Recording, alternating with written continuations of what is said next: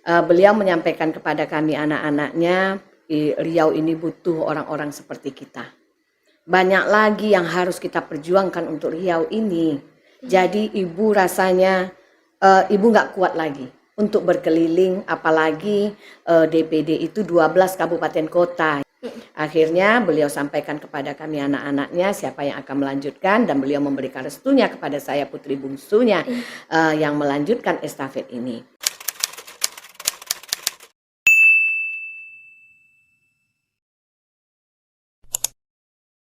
Nah teman-teman, kali ini kita kedatangan wanita hebat banget. Nah sebenarnya kita itu udah janjian di minggu kemarin, tapi beliau baru bisa hari ini. Nah siapa dia? Ini ada Ibu Miss Harty. Halo Bu. Halo juga Sekar. Aduh maaf ya. Jadi Iya, minggu Bu. kemarin memang sudah teragendakan ya, tapi memang karena kondisi dan keadaan yang nggak bisa kita paksakan, jadi Iya. minggu ini baru. Ha-ha. Nah teman-teman, Ibu Miss Harty ini merupakan salah satu anggota DPD RI Dapil Riau ya Bu ya? Dapil Riau. Iya. Nah, Hanya 4 orang anggota DPD RI-nya. oh, Salah satunya Ibu. Nah, gimana Bu perjalanannya tadi menuju ke sini? Ya kalau perjalanan ya Pekanbaru alhamdulillah ya. Tapi macetnya luar biasa di Iya, Panam bener ini banget, ya. Bu. Karena Gaza manajemen ini kayaknya di Panam soalnya.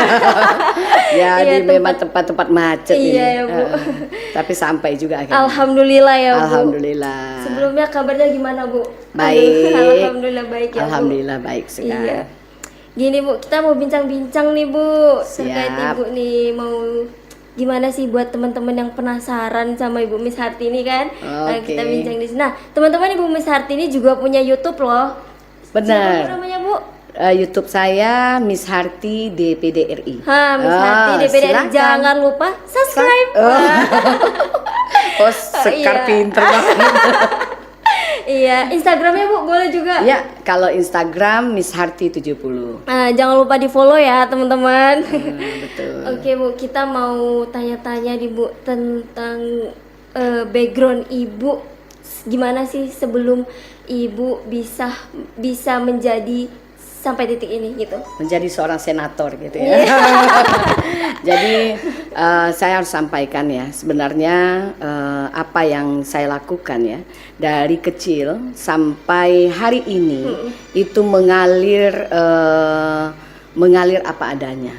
Jadi ini mengikuti alur saja. Tapi memang dalam prosesnya tentu banyak hal ya yang harus saya jalanin gitu.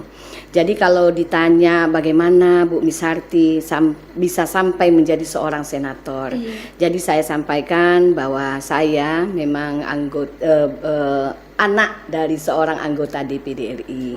Jadi ibunda diberikan amanah oleh masyarakat Riau 3 periode atau 15 tahun sebagai anggota DPD. Jadi saya sendiri dalam pendidikan dari SD SMP di Pekanbaru, lanjut di Pondok Pesantren Modern Islam As-Salam Solo Surakarta, terus lanjut ke IAIN Sultan Syarif Kasim, S2 di Batam dan S3 di Jakarta. Itu yang menempa ya, selain dari memang pengalaman organisasi. Iya. Jadi banyak organisasi yang kita ikutin. Iya. Makanya saya lihat tuh anak-anak muda sekarang ya sudah cukup bagus ya, berkarya tanpa batas. Wah, karena memang kan kita sudah pakai handphone. Iya, bener Di banget, Bu. gadget kita itu kita bisa lihat semua hal. Kita bisa belajar banyak hal.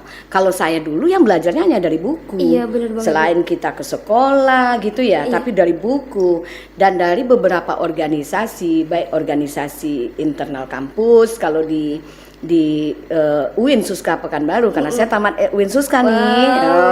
Ternyata ibunya dari UIN nih teman-teman. Iya. Jadi sebelumnya saya di Pondok Pesantren Modern Islam As-Salam Solo Surakarta.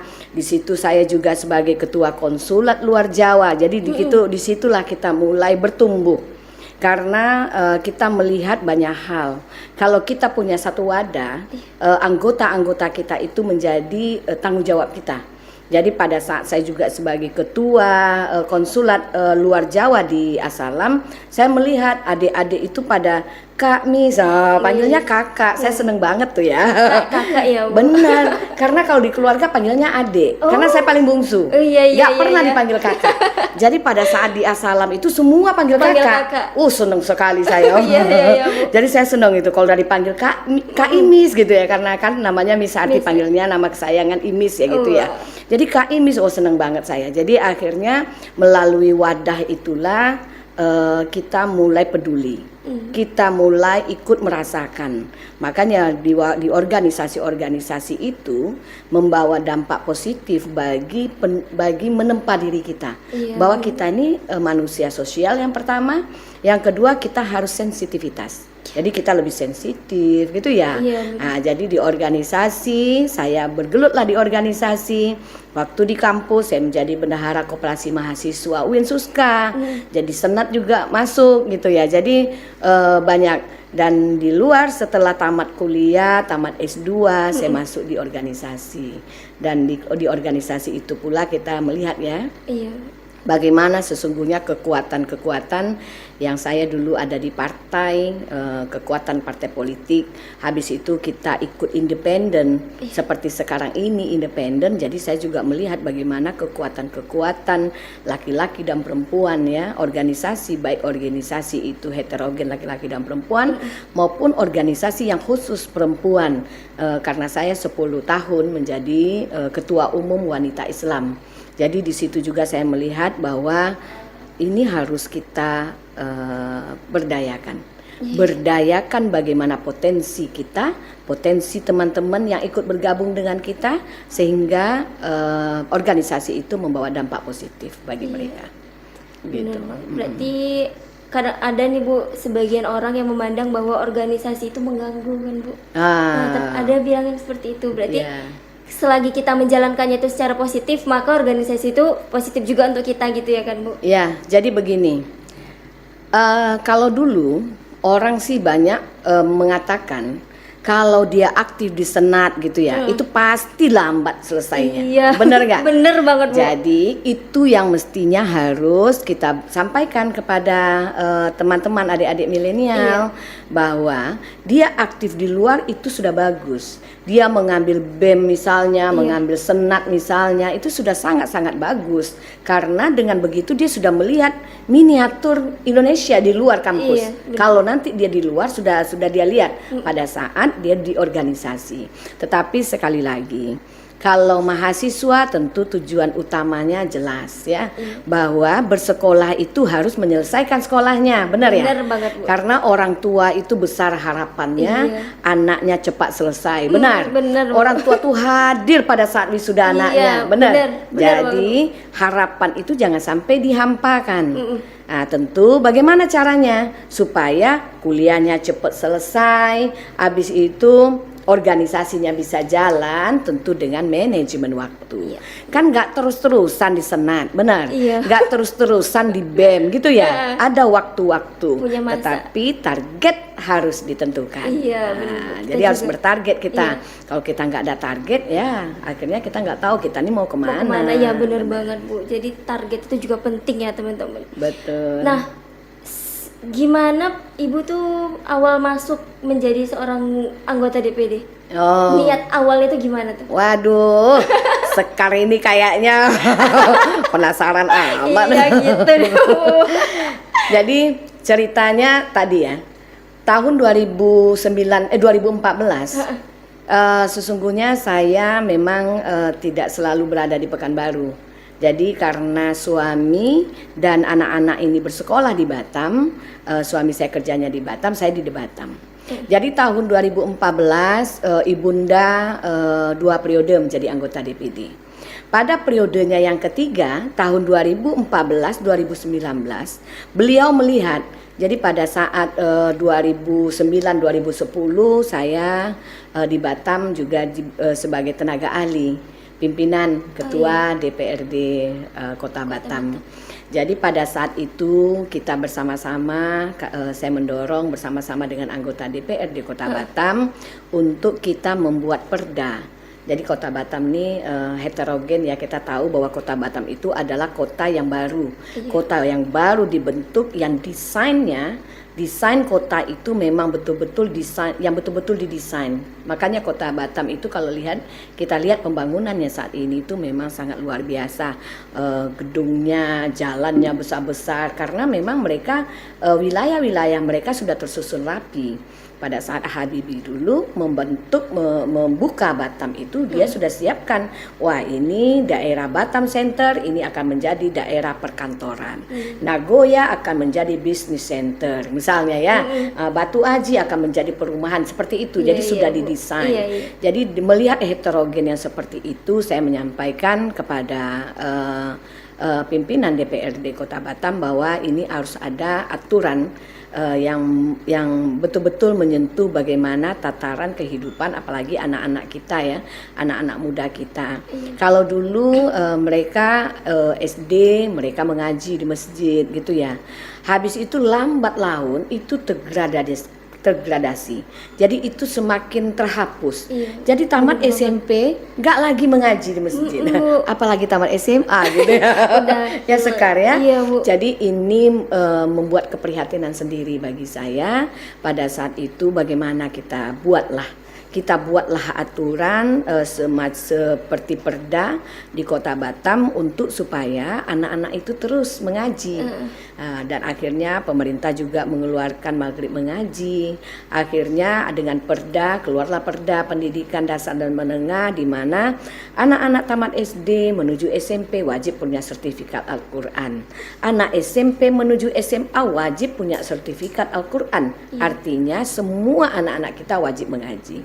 Tidak hanya untuk Islam sebenarnya, yang non Muslim juga wajib dia beribadah ke tempat ibadahnya masing-masing. Jadi itu yang membuat rule karena kedekatan emosional kita ya kepada Allah ya, Tuhan Pencipta. Ini harus selalu bergandengan dengan kekuatan intelektual kita. Jadi kalau intelektual kita tidak bisa terbendung lagi ya, sekarang kan sudah banyak orang pintar ya. Tapi kita nggak mau juga dengan kepintaran itu meminter-minterin orang lain, benar ya. Jadi dia harus kuat nih, harus kokoh dalam imannya, harus kokoh dalam akidahnya. Nah, itu yang kita ini kan. Jadi ibu saya tuh tahun 2014 melihat itu. Karena 2010 waktu itu perda, saya sampaikan alhamdulillah saya ikut membantu karena saya tenaga ahli, saya ikut membantu anggota DPRD Kota Batam untuk bisa mengesahkan perda itu. Dan ibu melihat itu, beliau meminta kepada saya untuk bisa di tahun 2014 di periode ibu yang ketiga untuk saya bisa ikut membantu beliau. Dan akhirnya restu suami pasti ya, restu anak-anak juga. Akhirnya mereka restu untuk saya bisa membantu ibu. Dan mulai tahun 2014 saya mulai bergelut lah di Senayan. Sudah mulai membantu ibu. Nah, disitulah awal dimana sampai akhirnya seperti ini. Akhirnya ibu juga memberikan restunya kepada saya putri bungsunya ini untuk melanjutkan estafet perjuangan beliau di DPD RI pada tahun 2019 yang lalu. Gitu teman-teman. Panjang ceritanya. Boleh Bu diminum? Oh ya, boleh. Karena kita santai-santai aja gitu kan. Siap. Kita juga boleh sponsor sebenarnya. Lebih enak begini ya. Aduh. Boleh deh gitu aja Bu. Ini kalau ada yang mau kasih sponsor boleh juga kali ya? Boleh Bu, kita juga butuh sponsor sebenarnya. Banyak nih produk UMKM yang beginian. Oh, saya banyak bina UMKM ini. Aduh, bisa kali Bu. Aduh. Bisa aja sekarang. Boleh Bu. Ya, kita minum ya.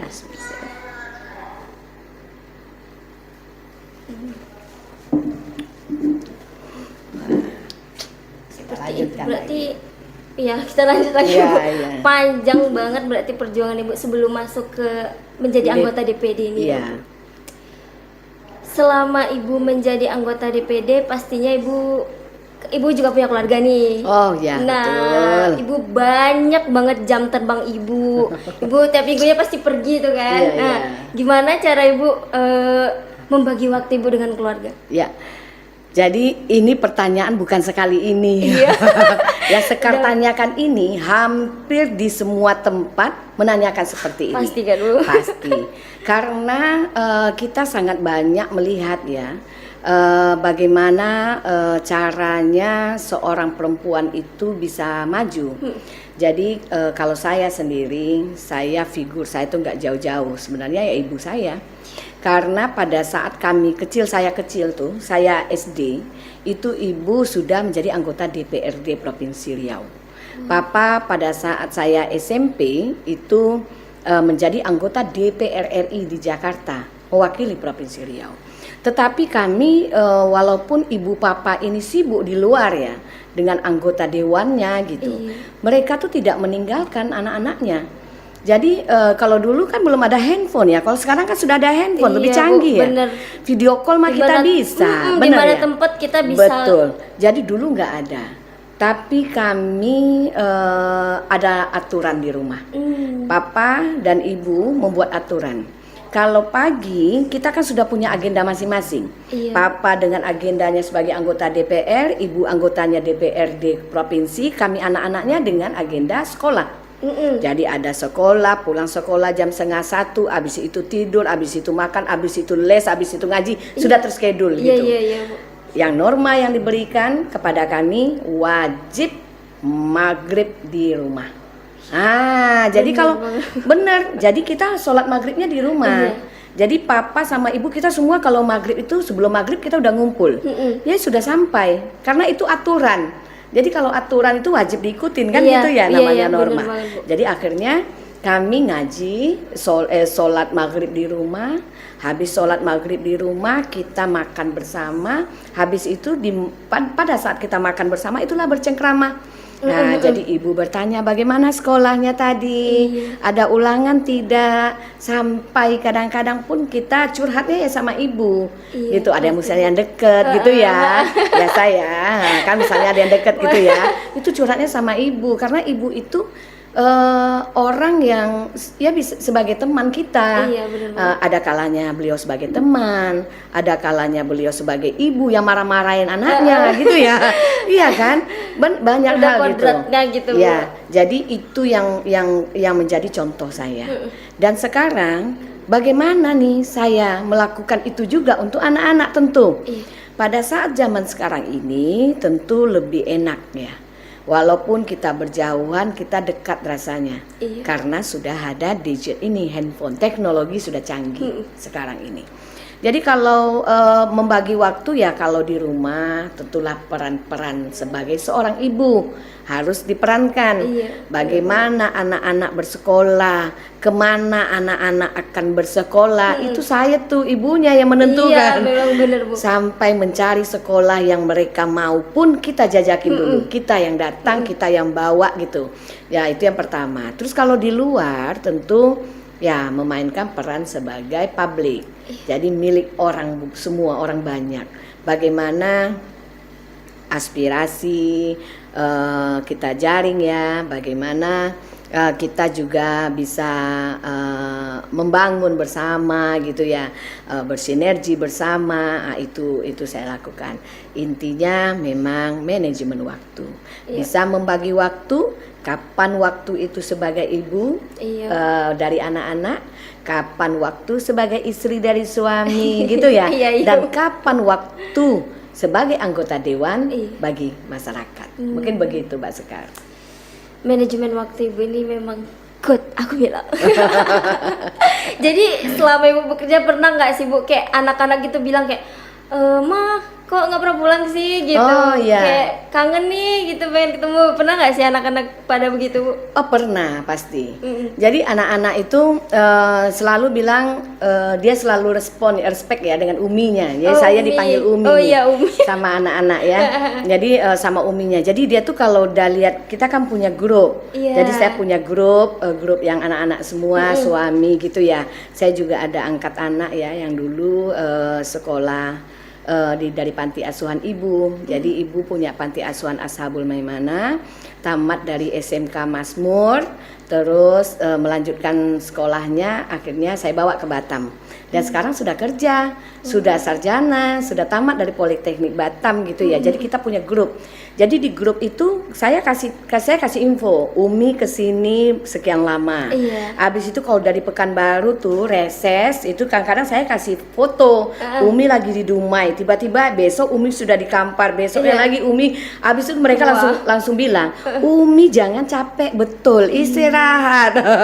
Gitu ya. Habis itu ada kalanya pas waktu dia lihat schedule saya sudah agak senggang, Mi ke Batam dong, Mi ke Jakarta, Mi ke Surabaya, Mi. Jadi anak saya ada 3, yang alhamdulillah ketiga-tiganya itu semuanya kotanya beda-beda. Wow, betul berarti Mbak Bu, Sekar. banyak perjalanan juga ya Bu, Akhirnya untuk keliling kemana. lihat anak-anak. Iya. Jadi kalau kunjungan gitu, akhirnya saya pilih ya kunjungan di tempat anak-anak sekaligus bisa lihat anak ya. Iya. Anak saya yang pertama dokter, sekarang di RSUD Batam. Nah, terus yang kedua semester 5 di ITS Surabaya, Institut Teknologi Surabaya. Yang terakhir yang ketiga itu di Jakarta, di Hukum Trisakti. Jadi ya kangen ya ada gitu, pasti. Karena kalau nggak begitu itu namanya nggak cinta sama Umi. Iya, bener juga. Bener nggak? Kalau dicuekin namanya nggak cinta. Saya juga kangen kadang-kadang. Kalau mereka lagi libur, saya bilang, adik pulang dong, kakak pulang, kakak ke Pekanbaru ya, kita ketemu di Pekanbaru ya. Karena keluarga besar ada di Pekanbaru kan, jadi kita ngobrol. Kalau di Pekanbaru kan enak, bisa berjalan ke ibunya, ke kakak saya panggil ibu ya, ada ke bundanya, kakak saya lagi, kita ada 2, Kak Maria ini dipanggil ibu sama anak-anak saya. Ada Kak Mutia dipanggil bunda sama anak-anak. Jadi itu sudah bisa berkeliling. Dan memang itu yang saya mau, karena dari 6 bersaudara hanya saya nih yang di luar. Jadi otomatis anak-anak ini kalau kita nggak mengenalkannya kepada saudara-saudaranya, pasti dia nggak kenal. Bener. Makanya kalau lebaran itu saya bawa tuh jalan gitu, jalan kemana-mana gitu. Jadi seperti itu. Jadi kangen ya pernah. Iya. Apalagi kita ibu ya. Bener. Kalau ditanya lagi, itu anak-anak support nggak Bu? Iya. Gimana tuh? Jadi gitu ya. Ada kan pertanyaan begitu Ada ya? itu, Kan Bu. timbul kan pasti ya. Jadi alhamdulillah karena memang pada saat ibunda meminta saya tahun 2014 itu bantu beliau menjadi staf ahli di DPD RI. Saya kan rapatnya sama dengan anak-anak juga. Jadi bawa anak, minta pendapat mereka, bawa suami, minta pendapat mereka, karena pastilah akan selalu ditinggal gitu ya. Pastilah akan kangen gitu kali ya. Tapi tentu kita bisa bagi waktu tadi. Jadi pas waktu mereka bilang, Umi kami ikhlas, apalagi ibu yang minta. Karena saya yang di luar kota Pekanbaru, jadi anak-anak dan suami bilang kapan lagi waktunya untuk mengabdi sama ibu, kalau tidak sekarang. Terus satu lagi tuh yang hebatnya, apa kata anak-anak? Umi bagi kami sudah cukup. Umi itu dibutuhkan seperti Umi oleh orang yang banyak. Saya nggak tahu yang mereka maksud, karena memang saya di Batam itu memang aktif di organisasi ya. Jadi kalau di organisasi itu banyak kegiatan yang kita lakukan untuk pemberdayaan. Saya sebagai ketua KPPG ya, saya masuk dalam Partai Golkar dulu. 10 tahun juga saya di ketua KPPG. KPPG ini sayapnya Partai Golkar. Jadi di KPPG itu saya keliling ke Posyandu. Saya juga pernah sebagai ketua tim penggerak PKK. Jadi kalau orang-orang dulu taunya itu kalau tim penggerak PKK kelurahan pasti Pak Lurah suaminya. Bener ya? Ini bukan. Jadi sampai saya dulu dipanggil Bu Lurah. Saya sampai marah. Saya bukan Bu Lurah. Jadi itulah masyarakat akhirnya tahu apa perbedaan ketua tim penggerak PKK dengan Bu Lurah. Jadi benar, saya dipanggil Bu Lurah. Saya juga mula-mula saya nggak ngeh aja. Bu Lurah saya nggak ngeh gitu ya. Saya diam aja. Saya suami saya bukan Pak Lurah gitu kan. Bener banget, Bu. Tapi akhirnya saya lihat Bu Lurah ibu kan? Saya bilang, oh saya bukan Bu Lurah, saya ibu ketua tim penggerak PKK. Jadi pada saat pertemuan rutin bulanan PKK saya sampaikan apa perbedaan antara Bu Lurah dengan ketua tim penggerak PKK. Jadi kalau ketua tim penggerak PKK di kelurahan itu tidak mesti harus dari istrinya lurah. Nah, jadi itu boleh perempuan yang dianggap tokoh, perempuan yang berkiprah ya untuk pemberdayaan, baik pemberdayaan ekonominya, baik pemberdayaan perempuannya gitu ya, yang dianggap oleh masyarakat kelurahan itu bisa membantu. Akhirnya saya jelaskan seperti itu dan baru mereka paham. Oh begitu ya Bu Miss, iya. Kalau Bu Lurah istrinya Pak Lurah. Kalau ketua tim penggerak PKK tidak mesti istrinya Pak Lurah. Iya. Jadi saya bukan istri Pak Lurah. Jadi jangan lagi panggil saya Bu Lurah. Bu Lurah ya, Bu, panggil ya? saya Ibu Ketua Tim Penggerak PKK. Jadi pada saat saya berkeliling sebagai Ketua KPPG, saya punya program KPPG Peduli Kesehatan Ibu dan Anak. Saya jalan di Posyandu. Setiap minggu saya jalan tuh di Posyandu di Kota Batam sampai saya dibilang Ibu Bidan pula. Karena kita ngerti kan, kan banyak kalau kita ke Posyandu kan kita ada masyarakat yang bertanya ke ibu bidannya, kan kita dengar. Akhirnya kalau ibu bidannya nggak ada bertanya ke kita kan kita bisa jawab. Sampai mereka bilang saya ibu bidan.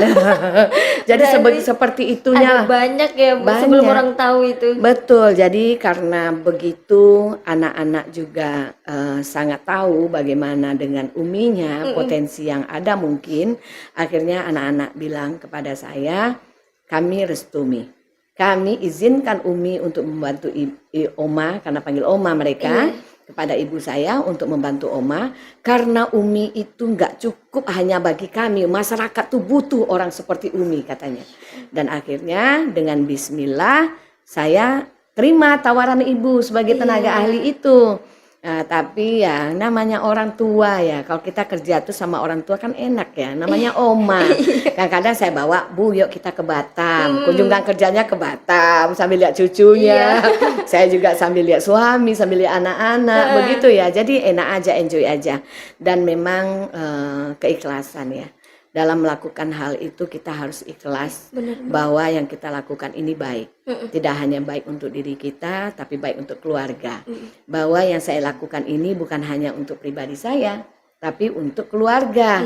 Nah, jadi makanya anak-anak saya bilang, Umi ini begini bukan hanya untuk kita sendiri, bukan hanya untuk uminya, tapi untuk anak-anak, untuk keluarga besar kita. Jadi sehingga bisa membawa manfaat lah mudah-mudahan bagi semua. Amin. Ya. Iya. Jadi teman-teman, nah Ibu Miss Hartini pernah punya julukan, bukan pernah, maksudnya punya julukan yaitu si jilbab ungu. Nah, gimana itu ceritanya Bu? Ya, jadi begini. Tahun 2014 saya masuk bersedia menjadi staf ahlinya Ibu. Pada saat itu usia Ibunda itu 76 tahun. Jadi tahun 2016 beliau menyampaikan kepada kami anak-anaknya bahwa tahun 2019 itu adalah umur usia beliau sudah 83 tahun. Beliau menyampaikan kepada kami anak-anaknya, Riau ini butuh orang-orang seperti kita. Banyak lagi yang harus kita perjuangkan untuk Riau ini. Jadi ibu rasanya ibu nggak kuat lagi untuk berkeliling, apalagi DPD itu 12 kabupaten kota ya. Jadi harus jalan menjemput aspirasi ke semua kabupaten kota dengan kondisi geografis medannya berbeda-beda ya. Kan kita tahu ya, kalau sudah sampai ke Tembilahan itu nggak bisa dilalui dengan mobil, mesti naik kempang kita. Begitu juga ke Meranti gitu ya. Jadi banyak hal yang membuat beliau akhirnya mengatakan bahwa ini butuh tenaga ekstra. Akhirnya beliau sampaikan kepada kami anak-anaknya siapa yang akan melanjutkan, dan beliau memberikan restunya kepada saya putri bungsunya yang melanjutkan estafet ini. Akhirnya mulai tahun 2016 saya sudah mulai ikut turun bersama dengan ibu juga, dan ibu menyampaikan di setiap kegiatan-kegiatan beliau, inilah putri bungsu saya yang akan melanjutkan perjuangan saya. Benar, saya tuh sampai Masya Allah saya bilang, Ibu, saya tahu bahwa beliau ternyata bangga dengan anaknya. Iya. Jadi saya itu nggak mengira Ibu akan keluar dari mulut seorang ibu yang seperti itu. Dia bilang, kalau dalam reses kan saya yang pandu, saya moderator.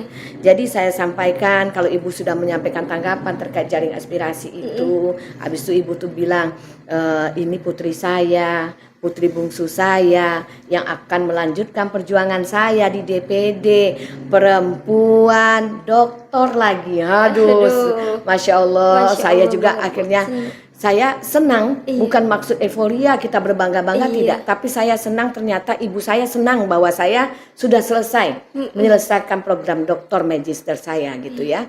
Jadi pada saat kampanye itu tentu saya ini meminta pendapat kepada ibu. DPD ini kan tidak berpartai. Karena tidak berpartai, saya minta saran, Bu, apa bagusnya fotonya? Kan gitu ya. Kan gitu, karena dia nggak berpartai. Jadi fotonya yang mana nih, Bu? Karena saya melanjutkan estafet perjuangan beliau. Beliau tahun 2014 itu menggunakan jilbab berwarna ungu. Jadi beliau sarankan kepada saya, Adik pakai jilbab ungu. Karena adik melanjutkan perjuangan ibu. Gitu. Akhirnya saya pakai jilbab ungu. Dan pas waktu ibu menyampaikan begitu kepada saya juga sampaikan, wah kalau gitu pas Bu. Karena saya 10 tahun sebagai ketua umum wanita Islam. Wanita Islam itu kami punya laskar, namanya Laskar Ungu. Karena memang ungu baju kita. Jadi memang ungu ini betul-betul identik. Yang pertama identik dengan ibu, yang kedua identik dengan organisasi yang saya geluti. Makanya akhirnya ya saya menggunakan jilbab ungu. Jadi perjalanan jilbab ungu ini panjang juga. Jadi memang itu tadi, kita ikhlas saja dalam berjuang ya. Saya tuh nggak artinya ya mungkin ada orang yang pesimis itu Bu Misharti nggak bisa. Gak akan terpilih katanya karena kan bisa banyak aja yang seperti itu, it's okay ya, karena itu pandangan masing-masing orang berbeda-beda. Tetapi saya harus yakin. Bagaimana kita meyakinkan orang lain kalau kita sendiri tidak yakin? Benar nggak? Benar banget. Jadi saya yakin bahwa ibu tidak salah memilih saya untuk melanjutkan estafet perjuangannya. Karena ada beberapa hal poin yang beliau sampaikan mengapa saya yang diberikan amanah. Selain tadi pendidikan ya, saya sudah selesai. Ibaratnya kalau S3 ini kan sudah selesai, nggak ada lagi pendidikan lain. Kecuali nanti guru besar yang harus kita kejar kan begitu ya. Jadi pendidikannya sudah selesai. Habis itu ibu juga melihat anak-anak saya juga sudah cukup besar gitu ya. Terus ibu juga melihat karena saya paling kecil tentu paling punya tenaga ekstra dari abang-abang saya, benar nggak? Saya paling bungsu. Ya, pasti Bu, pasti paling muda kan. Jadi ibu tuh melihat bahwa wah ini energik, anak muda gitu ya, walaupun sebenarnya nggak muda. Umur saya itu kemarin itu pas waktu jadi anggota DPD itu 49 tahun. 49. Kalau sekarang sudah berapa coba? Masih 25 tahun kan? 52 tahun maksudnya. Ya, jadi dengan analisa SWOT yang dilakukan ibu itu untuk saya, makanya saya siap gitu dan akhirnya jilbab ungu itu mulai bergumandang. Saya pakailah jilbab ungu gitu ya, dan saya sampaikan kepada masyarakat kan DPD ini nggak berpartai. Jadi kalau masyarakat yang baru pertama bertemu payah tuh nyebut Bu Misharti itu. Jadi saya bilang aduh gimana caranya, apalagi kalau pakai titel-titel itu pasti susah. Iya benar Pak. Dokter, kalau dulu belum Hajah, kalau sekarang udah Hajah. Jadi kalau sekarang udah Dokter Hajah Misharti SAG MSI. Wah apa aja, namanya hanya Misharti aja padahal simple kan, tapi orang susah kadang-kadang menyebutnya. Jadi saya bilang kalau seandainya lupa dengan Misharti, ingat aja si jilbab ungu. Wah, itu dia. Jadi Mbak Sekar akhirnya tuh saya terkenal dengan si jilbab ungu. Ya itu tadi. Jadi sebenarnya saya punya lagu. Saya dulu punya lagu. Lagu Miss Harti Pejuang Riau judulnya. Dan itu diciptakan oleh orang Kuansing karena papa dari Kuansing, saya anak putri Kuansing lah ya. Jadi diciptakan oleh orang Kuansing dengan randainya ya. Kalau randai kan musik Kuansing randai ya. Ada Miss Harti Pejuang Riau. Tapi di tengah perjalanan pada saat kampanye muncul pula lagu baru. Lagu Oi Adek Si Jilbab Ungu. Iya. Oi adek si jilbab ungu, cantik manis gitu ya. Itu lagu dikirim akhirnya oleh teman saya yang S3 di Jakarta. Ini bagus banget nih untuk Mbak Miss. Dia bilang ke saya, bener. Akhirnya saya dengarkan. Dia kasih di dalam WhatsApp saya itu terputus. Jadi dia bilang, Mbak, ini bagus banget nih lagu untuk Mbak. Dia bilang sama saya. Habis itu saya dengarkan lagu ini terputus, lagu dari mana ini ya? Saya bilang sama tim IT saya, cari lagu ini sampai dapat. Cari, sempurnakan dia sampai selesai lagu ini, benar. Akhirnya memang itu Adek Si Jilbab Ungu. Dan memang itu lagu booming tahun 2019 itu, 2018, 2019 itu booming lagunya. Apalagi kalau saya kampanyekan, oi Adek Si Jilbab, oh itu orang bertepuk itu menyampaikan. Jadi akhirnya saya ingin supaya masyarakat ingat bahwa ini Si Jilbab Ungu. Saya Si Jilbab Ungu yang independen, tidak berpartai. Karena tidak berpartai, maka kalau lupa dengan nama Miss Harti tadi, ingat saja dengan nama Si Jilbab Ungu. Tengok fotonya berjilbab ungu. Iya bener banget. Jadi Bu Miss Harti dimanapun pasti selalu pakai jilbab ungu ya Bu. Sampai begitu. Bu. Ya, sampai ada satu waktu saya tak pakai jilbab ungu. Jadi ini lucu. Jadi saya nggak pakai jilbab ungu ya.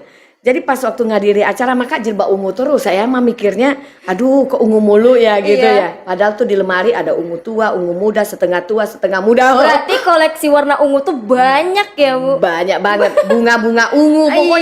Pokoknya serba ungu lah ya. Serba purple. Serba lilac, nama lilac ya sekarang ya. Yang lagi ngetren ya, lilac kata orang ya. Jadi itu banyak. Akhirnya satu waktu saya ngadiri acara, saya nggak pakai jilbab ungu. Saya mau orang-orang itu tanda nggak dengan saya jilbab ungu kan gitu. Kadang-kadang kita kan perlu test case ya. Mereka tanda nggak kok saya nggak pakai jilbab ungu? Ternyata mereka tanda. Mereka bilang apa sama saya? Bu Miss kok nggak pakai jilbab ungu? Karena saya waktu itu nggak pakai jilbab ungu. Saya bilang, wah alhamdulillah, nanda berarti. Habis itu saya bilang, oh iya masa ungu terus? Saya bilang itu klisenya aja ya. Saya bilang masa ungu terus? Cocok nggak kalau pakai jilbab yang lain? Cocok kok Bu, gitu ya. Tapi jangan lupa ya si jilbab ungu. Ujung-ujungnya balik lagi jilbab ungunya. Jangan lupa ya si jilbab ungu. Saya bilang begitu. Dan mereka alhamdulillah sudah bisa juga ya. Kalau nggak mesti selalu ungu ya. Tapi karena memang identiknya, jargonnya saya tuh Adek Si Jilbab Ungu, maka kadang-kadang ya selalu dalam event-event besar saya menggunakan jilbab ungu gitu. Jadi mereka juga semakin kenal ya, semakin dekat gitu ya. Karena yang begitu yang kita mau kan. Terakhir nih Bu, kita mau closing statement dari Ibu. Oke. Satu closing statement. Saya hanya menyampaikan kepada pemirsa ya yang mengikuti podcast Gaza Management ini. Mantap ya. Jadi hanya satu sebenarnya. Yakinlah kalau kita bisa, kita harus yakin bahwa kita bisa. Terus yang kedua, memang kembali ya, bahwa apapun yang kita lakukan ini lakukan dengan ikhlas. Setelah perjuangan, setelah keikhlasan yang kita lakukan, kembalikan kepada Allah yang Maha Menentukan. Jadi apapun itu jangan patah harang, patah semangat. Karena orang banyak melihat dan banyak orang yang mau sukses. Tapi jarang orang yang mau berproses untuk menjadi sukses. Nah, jadi itu sekali lagi tuh banyak orang yang mau sukses. Semua orang lihat, itu sukses, itu hebat ya. Tapi dia nggak tahu bahwa untuk menjadi sukses itu penuh proses. Lalui proses itu, lakukan dengan ikhlas, insya Allah akan kebaikan atau kebahagiaan di akhirnya, insya Allah akan didapatkan. Nah, gitu itu teman-teman. Jadi Proses. Mau melakukan sesuatu apapun itu tetap proses ya Bu. Iya, Proses. lakukan. Satu lagi juga ikhlas ya Bu. Iya. Nah itu yang paling utama. Ya betul. Oke, Jadi Bu. ada 3 kerja itu ya. Iya, Jadi yang pertama kerja ikhlas, yang kedua kerja tuntas, yang ketiga kerja cerdas. Iya. Nah, 3 kerja itu wajib harus diikuti. Ikhlas, Ya, ikhlas, tuntas, tuntas, cerdas. cerdas. Wow, itu dia teman-teman. Aduh Ibu, terima kasih atas waktunya Ibu sebelumnya. Siap, sama-sama. Terima kasih juga sama Gaza Management. Iya, Ibu. Mudah-mudahan podcast kita hari ini bisa membawa manfaat, Amin, amin, bisa amin, memberikan dorongan semangat Iya, ya, apalagi untuk anak-anak muda. Jalani, lakukan, hadapi proses itu, jangan menyerah. Iya. Karena dengan proses yang kita hadapi dengan baik akan menaikkan tingkat kita. Kelas kita akan naik kelas dia. Bener. Jadi orang yang akan naik kelas adalah orang yang bisa menghadapi proses-proses itu dengan baik. Itu ya, Iya, Mas Sekar. Oke teman-teman, mungkin bincang-bincang kita kali ini dengan Ibu Misarti cukup sampai di sini aja. Buat teman-teman yang lagi di rumah, yang lagi melakukan kegiatan apapun, tetap berhati-hati dan alon-alon. Bye-bye.